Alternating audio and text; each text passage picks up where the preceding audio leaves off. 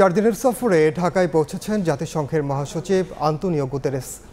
মহাসচিবকে বহনকারী ফ্লাইটটি বিকেল 5টার পর হজরত শাহজালাল আন্তর্জাতিক বিমানবন্দরে অবতরণ করে। তাকে ফুল দিয়ে বরণ করেন পররাষ্ট্র উপদেষ্টা তৌহিদুল ইসলাম। জাতিসংঘ মহাসচিবের এই সফরে রোহিঙ্গা সংকট সমাধানে করণীয় নিয়ে আলোচনার কথা রয়েছে। শুক্রবার গুতেরেসকে নিয়ে কক্সবাজারে রোহিঙ্গা ক্যাম্প পরিদর্শনে যাবেন প্রধান উপদেষ্টা ডক্টর মোহাম্মদ ইউনূস। সেখানে রোহিঙ্গাদের সঙ্গে তারা মত বিনিময় করবেন। সন্ধ্যায় প্রায় 1 লাখ রোহিঙ্গার সঙ্গে ইফতারে অংশ নেবেন তারা।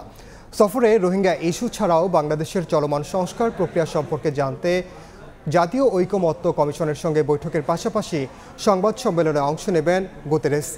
আগামী 16 মার্চ তিনি ঢাকা ত্যাগ করবেন।